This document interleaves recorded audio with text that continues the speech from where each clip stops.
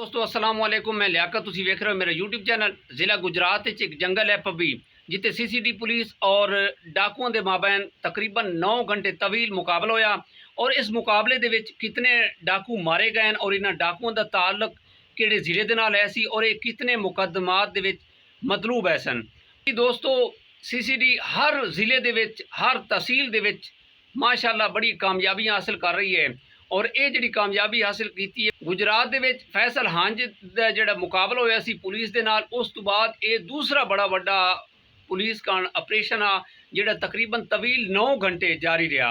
और ये कामयाबी हासिल की। रात नूं तकरीबन 2 बजे सर्कल खारियां थाना गुजरात दे विच कॉल आंदी है 2 डाकू इस जंगल पब्बी दे विच जिहड़े ना वो रुपोश होए ने। ते रात नूं 2 बजे शायद साहब सीसीडी के हमरा स्टाफ लैके काफ़ी थाणियां का स्टाफ इकट्ठा किया है, तकरीबन 20 थाणियां का स्टाफ इकट्ठा किया है और लैके जनाब रेड किया है इस जंगल पब्बी दे। ए 2 डकैत बहुत शातिर हैं, नबील और नवाज। इन्हां डकैतों में पता चल गया कि जनाब साढ़े उत्ते पुलिस रेड कर रही है। रात का 2 दा नबील उर्फ नबीला और नवाज उर्फ नाजा, ए 2 डाकू जड़े ने इस जंगल पब्बी दे विच जनाब उस टाइम मौजूद हैं।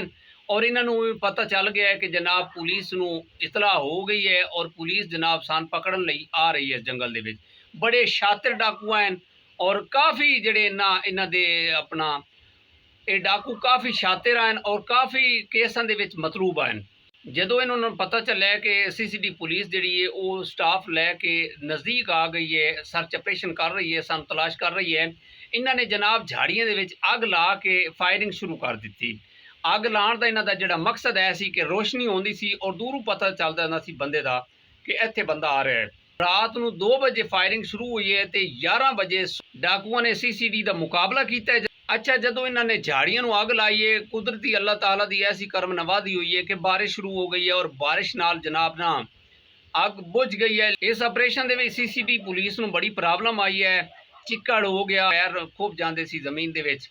ते अलहमदुलिल्लाह जनाब कोशिश जारी रखी सीसीडी पुलिस ने और 2 बजे का ऑपरेशन शुरू है, 11 बजे कंप्लीट होया और 11 बजे तक ये जनाब दोवें डाकू जड़े मारे गए। इन्हां दे कोल बड़ा जदीद असला सी जनाब और ये जड़ियां डकैतियों दे विच मुलविस है सी। ओवरऑल जनाब हुण उस तुहाडे नाल डिस्कस बहुत बड़ा सीसीडी पुलिस मुकाबला है सी जड़ा 9 घंटे तवील जनाब जारी रहा। ये फैसल हंज तो बाद इस एरिए दे विच बड़ा वड्डा दूसरा जड़ा पुलिस मुकाबला है सी जड़ा जनाब सीसीडी पुलिस ने अचीव किया। और ये 2 डाकू जड़े इन्हां नूं जहन्नम वासिल ए 2 डाकू जनाब नवाज और नबील, इन्हां दा इलाका जिहड़ा है सी वो सियालकोट हेड मराला दे रहण वाले सी। जनाब नबील ते तकरीबन 31 दरखास्तां है सी, जिहदे विच एक दरखास्त जिहड़ी सी ना वो 302 दी है सी और बाकी राहज़नी चोरी डकैती और कई ऐसे जिहड़े केस हैं उहदे विच मुलविस आ।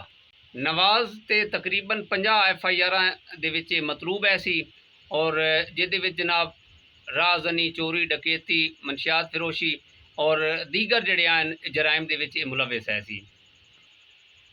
अच्छा, ये जी डकैतियाँ करते हैं ना, इन्हों का जो तरीक़ेकार थोड़ा मुख्तलिफ आ। ये आम जड़ा ना यानी कि निकलना घरों निकलना, इन्होंने जनाब असला लैके निकलना तो रस्ते दे विच इन्होंने डकैतियाँ शुरू कर देनियाँ। छोटी डकैती ना करते, बड़े शॉपिंग मॉल, जनरल स्टोर, बेकरियाँ और बड़े बड़े जड़े है ना स्टोर उन्होंने उत्ते डकैती करते हैं तो नुकसान ही पहुँचाते हैं, फायरिंग तक के कर देंगे हैं और ये लुट के लै जाते हैं। गुजरात मंडी बहावलदीन सियालकोट दे विच ये बड़ियां डकैतियां कर चुके हैं। और इन्हां दा जिहड़ा जदों पता चलिया ककराली थाने के करीब 1-2 शॉपां हैं जनाब, उत्थे इन्होंने डकैती की और ये सीसीडी फुटेज दे विच जनाब ये जदों कैमरे च आ गए ने फिर जनाब सीसीडी इन्हां दे पिछे हो गई और माशाअल्लाह सीसीडी नूं जदों पता चलिया कि इस एरिए दे विच हैं और अलहमदुलिल्लाह उन्होंने जनाब ऑपरेशन करके इन्होंने जहन्नम वासिल की। ये सीसीडी पुलिस का बड़ा वड्डा चैलेंज आ उस एरिए दे विच। और बाज़ बंदे कहते हैं जी इत्थे पुलिस नहीं आ सकती और अलहमदुलिल्लाह तुसी देख रहे हो और कमेंट दे विच तुसी लाजमी अपनी राय देनी है कि सीसीडी किस तरह काम कर रही है तुहाडे इलाके दे। माशाअल्लाह सीसीडी ने बहुत बड़ा अच्छा काम किया है जिहड़ा जनाब इस जराइम दे विच ये मुलविस डाकुआं नूं जनाब ਇਬਰਤ ਦਾ ਨਿਸ਼ਾਨ ਬਣਾਇਆ ਹੈ ਔਰ ਇਸ ਇਲਾਕੇ ਦੇ ਵਿੱਚ ਅਮਨ ਕਾਇਮ। ਮਾਸ਼ਾਅੱਲਾ ਹਰ ਇਲਾਕੇ ਦੇ ਵਿੱਚ ਜਨਾਬ CCD ਬਹੁਤ ਅੱਛਾ ਵਰਕ ਕਰ ਰਹੀ ਹੈ ਔਰ ਕਾਫੀ ਜਿਹੜੇ ਜਰਾਇਮ ਪੇਸ਼ਾ ਅਫਰਾਦ ਹਨ ਉਹਨਾਂ ਨੂੰ ਕੈਫੇ ਕਿਰਦਾਰ ਤੱਕ ਪਹੁੰਚਾ ਰਹੀ ਹੈ।